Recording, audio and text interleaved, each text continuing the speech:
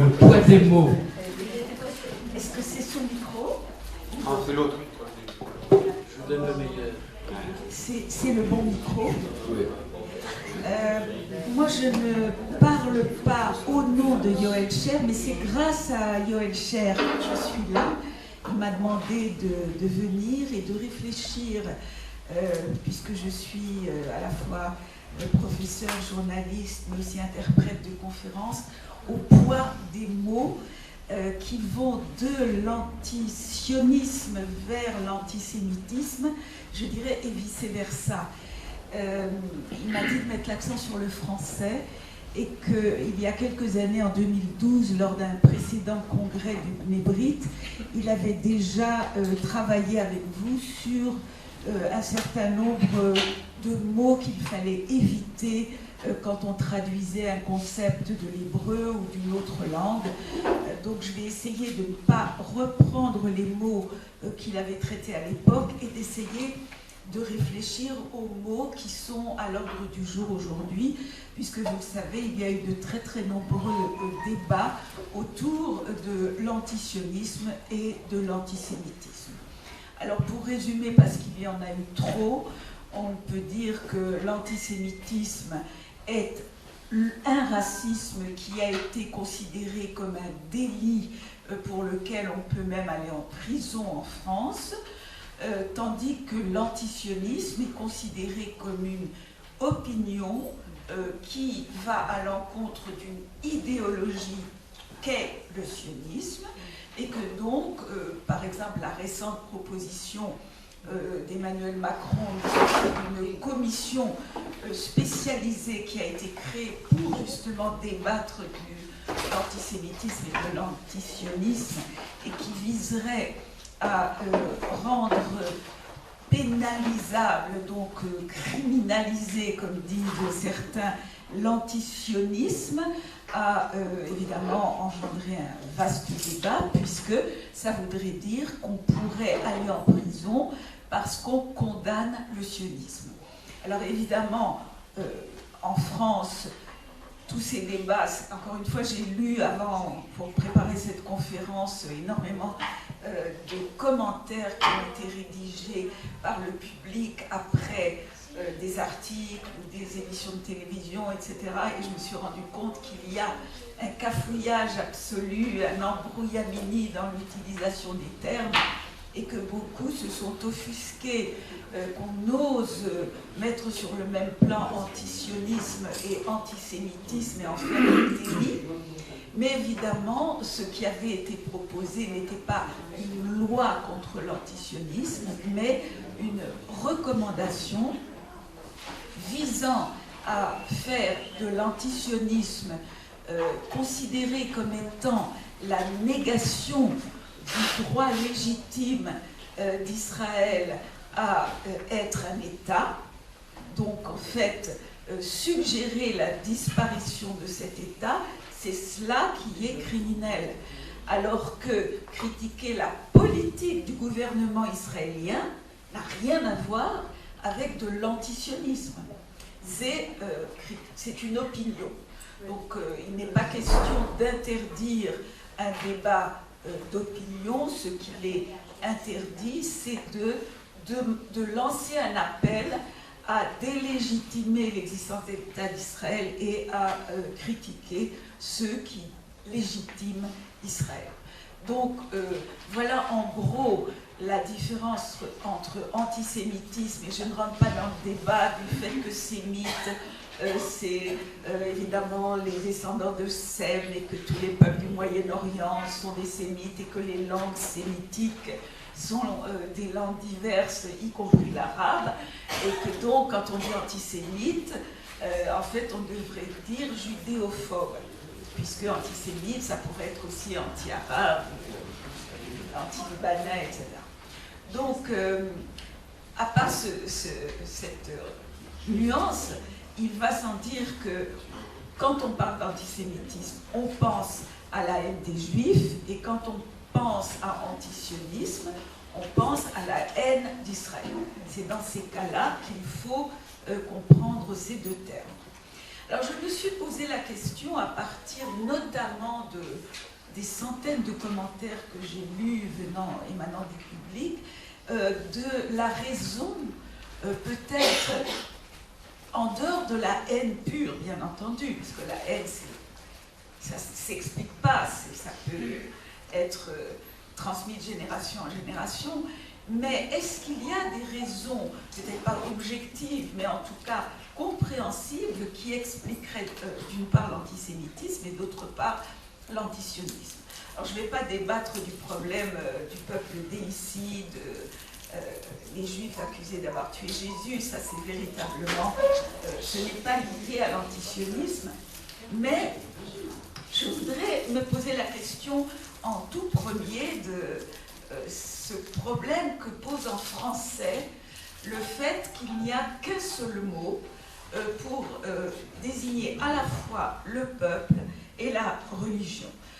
Pascal vient de lire dans le texte de Yoël Sher cette remarque sur la fameuse majuscule en typographie.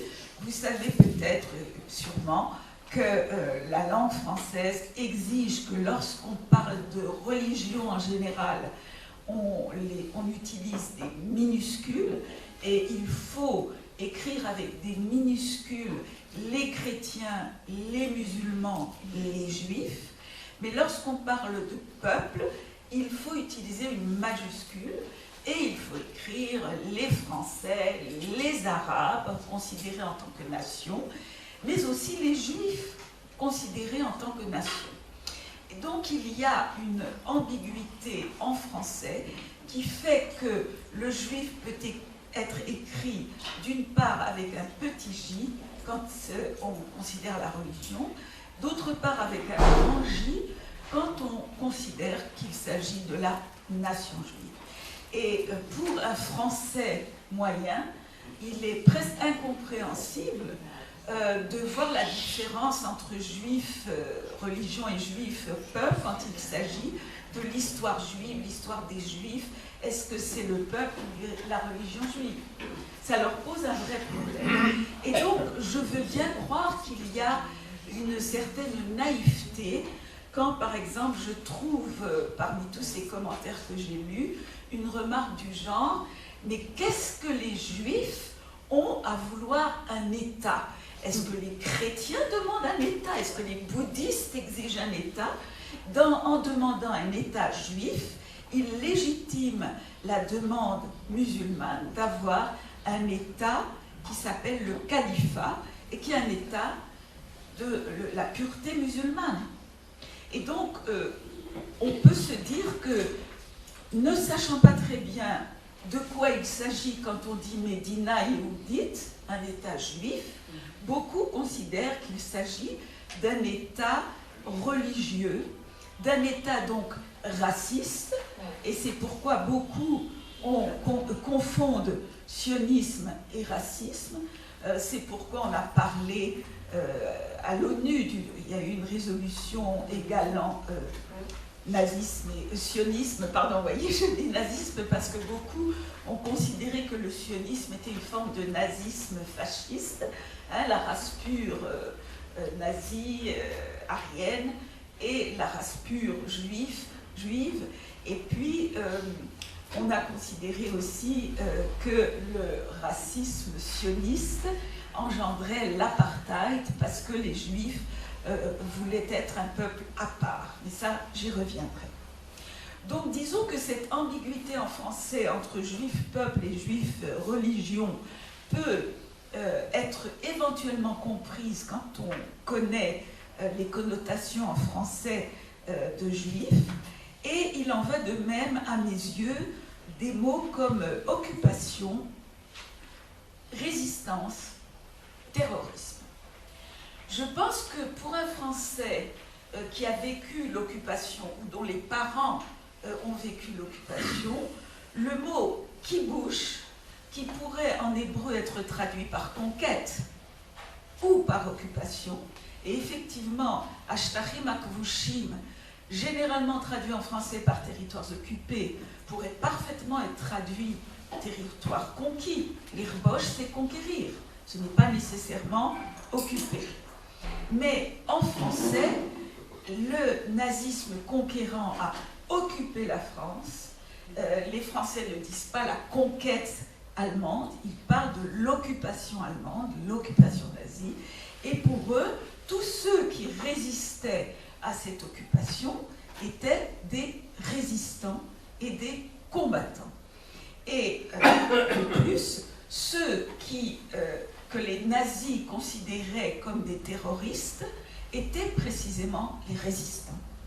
Et donc, je crois que de bonne foi, certains Français se laissent entraîner par cette tendance à entendre dans territoires occupés et occupation par Israël de la terre de la Palestine, une réminiscence pour eux de l'occupation nazie.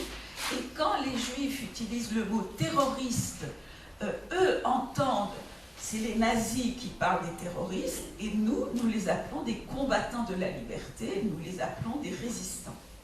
Donc, encore une fois, je ne cherche pas évidemment à justifier, je cherche à clarifier certaines raisons de l'ambiguïté pour un Français d'utiliser ces termes. Occupation, résistance, combattant de la liberté et terroriste. Et je crois que cela a un impact énorme parce qu'à partir du moment où on parle de l'époque nazie, évidemment, on a tendance à dire que la victime d'autrefois, les Juifs, sont devenus les bourreaux d'aujourd'hui, les Israéliens. Quand on dit les Israéliens, évidemment, au début de l'existence de l'État d'Israël, c'était David, parce que c'était le tout petit peuple face aux 22 armées de pays arabes dans le monde, et donc c'était David contre Goliath. Aujourd'hui, tout s'est renversé, ce sont les Palestiniens qui sont le petit David, ils utilisent des pierres comme David pour lutter contre les tanks et les armes israéliennes, et Goliath, c'est Israël. Donc il y a là encore une sorte de renversement. La victime est devenue bourreau, le petit peuple est devenu la grande puissance militaire, l'armée la plus puissante au Moyen-Orient, contre un petit peuple désarmé et sans défense. Ce renversement du vocabulaire a mis un certain temps à s'imposer. Je me souviens, lorsque Eliane Amadou-Lévy-Valency a commencé à parler de substitution d'identité, où elle disait que finalement, le peuple palestinien, à l'époque on ne disait pas le peuple, on disait ceux qui s'appellent les Palestiniens, a commencé à se prendre pour Israël. Déjà, les chrétiens s'étaient pris pour le nouvel Israël, l'ancien Israël, l'Ancien Testament ayant démérité. Et par la suite, voilà que surgit l'islam qui se prend pour le véritable fils d'Abraham, puisque Jésus n'a pas été jusqu'au bout et que Israël a démérité, et donc Mahomet a reçu la parole renouvelée de Allah, l'Éternel, et donc c'est lui le véritable Israël.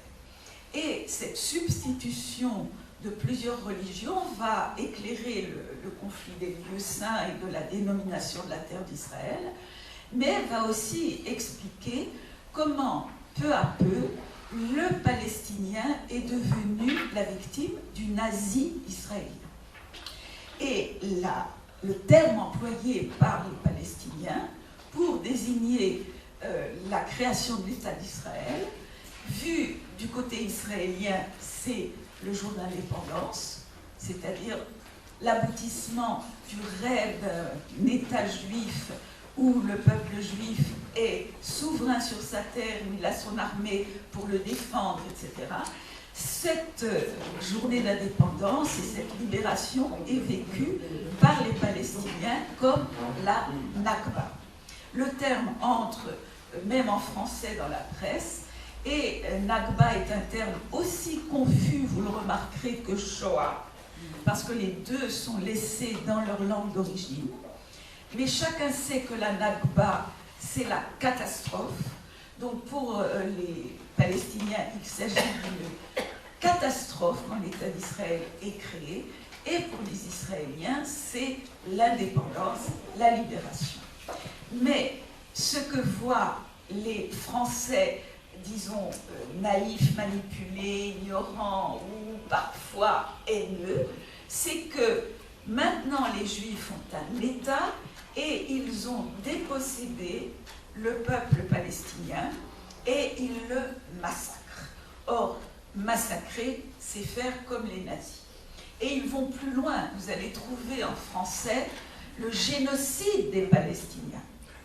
Et ce terme vient justement compléter la notion de Shoah, qui est un génocide, mais avec la substitution des victimes, puisque cette fois-ci, l'objet du génocide devient le Palestinien. Donc vous voyez, il y a eu un véritable jeu sémantique, et les termes qui étaient employés pour désigner la persécution des Juifs, le massacre des Juifs en tant que peuple, tout cela est adopté en arabe par les Palestiniens, et il y a le même jeu avec la loi du retour et le droit au retour. Là encore, la loi du retour est considérée par beaucoup d'antisionistes comme étant une sorte de privilège accordé aux Juifs au détriment des non-Juifs. Et là, ils voient quelque chose de religieux, de mystique, et il est vrai que certains associent immédiatement la loi du retour au retour de Babylone, et on appelait ça Shivat Tzion, et pas Shvut. En fait, Chok HaShvut veut dire à la fois loi du retour et loi de la citoyenneté, puisque dans Shvut, on a aussi Toshav, la Shev et Paaretz, les Yashev et Paaretz, ce sont des mots qui veulent dire peupler le pays, l'habiter, y résider, et le Toshav, c'est le résident, c'est même un terme administratif pour distinguer de citoyen. Vous avez Ezra et vous avez Toshav, le résident. Et donc, Chok HaShvut, c'est à la fois la loi qui permet la résidence en Israël et c'est la loi du retour. Et ce qui est vu par les antisémites ou les antisionistes, c'est que les Juifs ont limité l'entrée en Israël aux Juifs. On revient à cette idée d'apartheid. Seuls les Juifs ont vraiment le droit d'habiter Israël, de séjourner en Israël. Tous les autres sont rejetés. Ce qui est faux, puisque n'importe qui, comme dans n'importe quel pays, peut demander à être naturalisé israélien. Et en plus, cette loi du retour a été promulguée dans un cadre très particulier, qui était, après la guerre, la volonté de montrer au monde que quiconque entrait dans les définitions nazies de qui est juif, c'est-à-dire pas seulement qui est de religion juive, mais qui est descendant d'au moins un grand-parent juif, donc c'est la loi du sang et plus la loi de la religion, puisque les nazis ont déporté des prêtres, des religieuses, etc. Il ne s'agissait pas de lutter contre la religion, mais bien contre le peuple. Et donc la loi du retour a été promulguée pour le peuple juif, pour faire en sorte que quiconque aurait été mis à mort par les nazis parce que considéré comme juif, pouvait immédiatement avoir la nationalité israélienne en tant que, non pas réfugié, mais justement juif qui revient sur sa terre. Donc c'est une loi très particulière et très peu de gens connaissent évidemment sa portée, alors que Zechut Hashiva, qui est le droit au retour, qui est la traduction hébraïque du droit réclamé par les réfugiés palestiniens et leurs descendants sur déjà 3 voire 4 générations, c'est le droit, tout simplement après avoir été déplacés, puisque une partie ont été déplacées, d'autres ont été presque déportés, ou en tout cas exilés, et ils reprennent tous les termes de l'histoire juive pour dire nous avons été exilés, déportés, déplacés, dépossédés, etc., dépouillés, tout ce qu'on parle de spoliés, comme la spoliation spoliation des Juifs. Vous retrouvez tout ce vocabulaire s'agissant des Palestiniens, de leurs terres et de leurs habitations. Et quand on parle des clés que les Palestiniens, les clés de leur maison que les grands-parents lèguent à leurs enfants, on ne parle jamais, à ma connaissance jamais, des clés que les Juifs, par exemple d'Afrique du Nord, ont emportées en allant s'installer, forcés ou pas, en Israël, parce qu'eux aussi ont dû être déplacés, déportés, spoliés, etc., du fait des conflits judéo-arabes. J'ai combien de temps? 5 minutes. 5 minutes. Je vais essayer d'aller très vite, mais je crois que vous comprenez un petit peu ce qui se passe, ce qui est en jeu. Et une autre cause de l'ambiguïté, c'est que le terme qui désigne la prise de possession de la terre d'Israël par le peuple revenu chez lui, c'est Hitnachalut ou Ityashvut. Ces deux termes, et surtout Hitnachalut, sont employés dans la Torah pour désigner la promesse que fait Dieu à Abraham d'abord, puis ensuite à ses descendants, puis par la bouche de Moïse au peuple d'Israël, de lui donner comme nachala, comme héritage, comme parcelle qui lui reviendra de plein droit, la terre de Canaan, qui par la suite portera le nom de terre d'Israël, parce que c'est le peuple d'Israël qui va remplacer Canaan. Et donc, Hitnachalut au départ veut dire prendre son héritage, recevoir son héritage. Et lorsque Gush Emunim a créé les premières Hitnachaluyot, les premières implantations, c'est ainsi que les Juifs traduisent ce terme, eh bien immédiatement ce mot a été traduit en français par colonie et colonisation.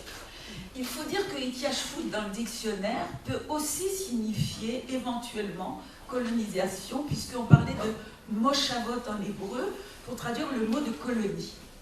Et donc, même en hébreu, il y a une ambiguïté.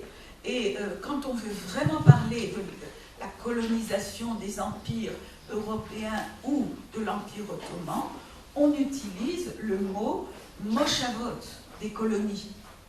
Donc moshavot ityashvut, c'est bien ambigu, en hébreu cette fois-ci.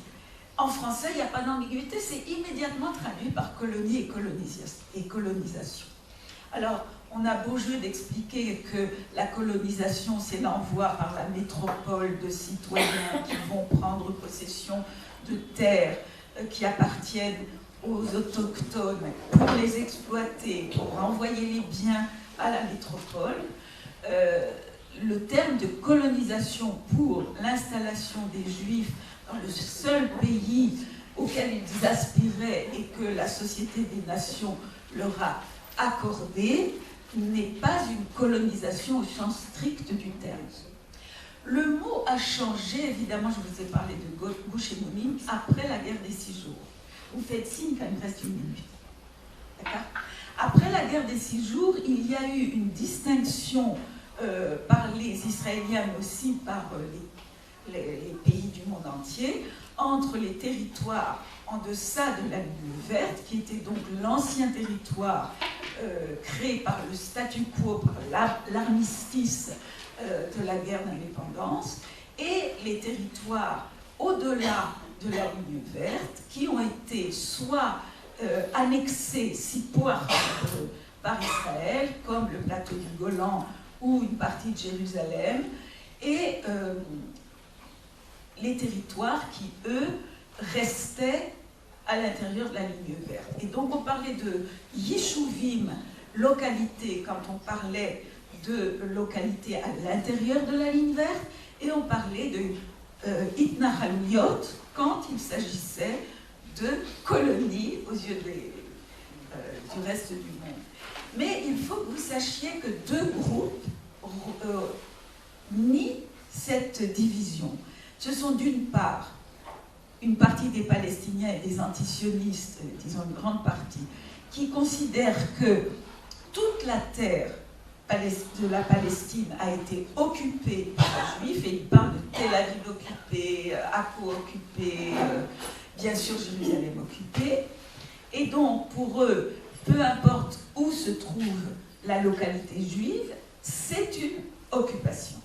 Et puis vous avez ce qu'on appelle en Israël l'extrême droite nationaliste, ou l'ultra-droite nationaliste, qui considère que toute la terre a été donnée à Israël par Dieu dans la Bible, et qu'il n'est pas question de tenir compte de la loi internationale, puisque nous avons un droit légitime à posséder l'ensemble de la terre d'Israël.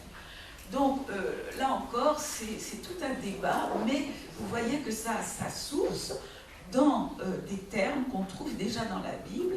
Et pour beaucoup d'antisionistes et de Palestiniens, je me suis rendu compte que leur antisionisme s'appuie sur le livre de Josué et des Juges, où ils considèrent qu'est donné au peuple juif l'ordre de déposséder les 7 peuples de Canaan, de les exterminer, et donc de prendre leur place.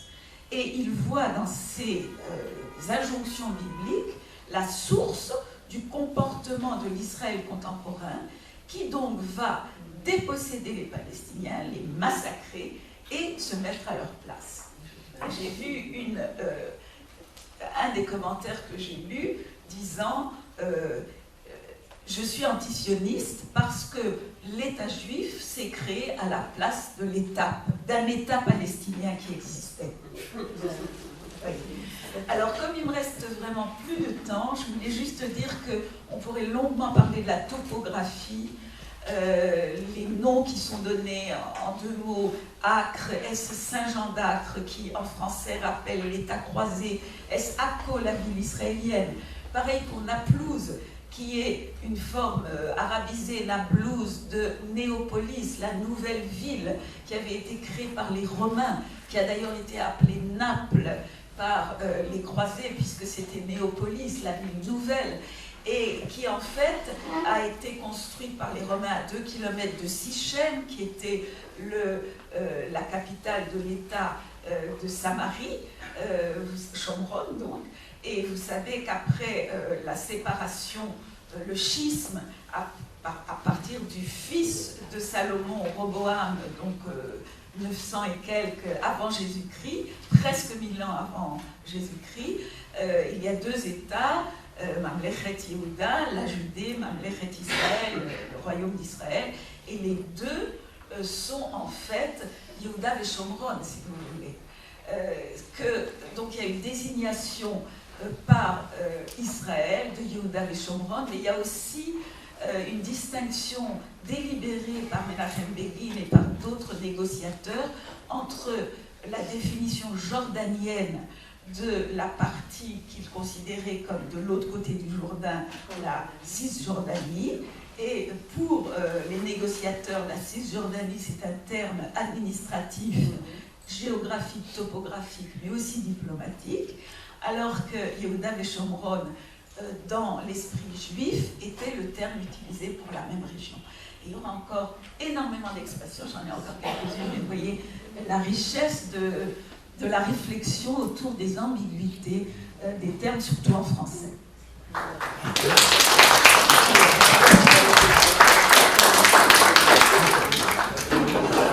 Merci beaucoup. Nous avons pris beaucoup de retard et maintenant la parole est donnée à celles et ceux qui assistent à notre conférence. Alors, j'ai une recommandation à vous faire. Nous sommes obligés de limiter à 4 ou 5 questions, pas plus, premièrement. Deuxièmement, de grâce, ne refaites pas une conférence. Elles ont été suffisamment passionnantes pour que vous ne la repassiez pas.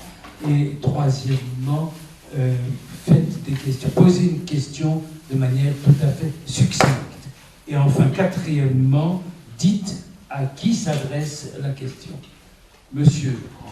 La question s'adresse à Madame Kaufmann, que je félicite pour la clarté de son exposé.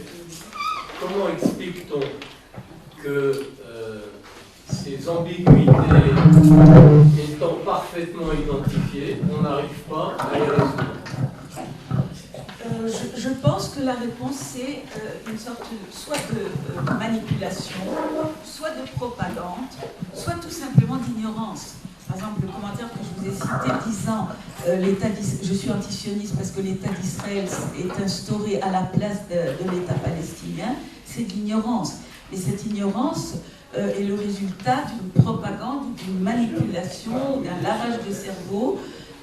Donc il faudrait évidemment une réinformation.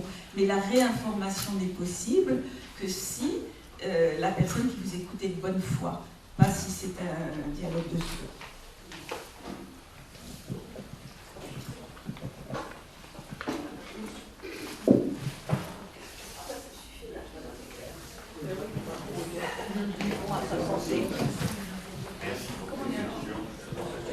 Pas de questions.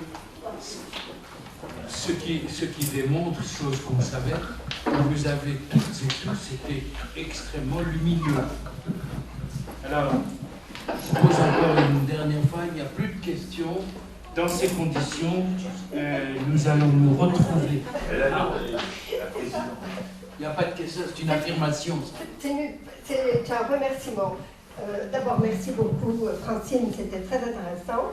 Je voudrais remercier et rappeler le souvenir de notre amie Léa Marcoux, et qui avait fait, avec l'aide de Werner Salmon, une brochure dans le cadre de la commission Albara qui s'appelle toujours « Le sens des mots ». Et compte tenu de ce que vous venez de dire, je crois qu'il serait très intéressant de republier, de reformater le sens des mots pour remercier Léa et Werner qui est là. Merci Francine, c'était parfait.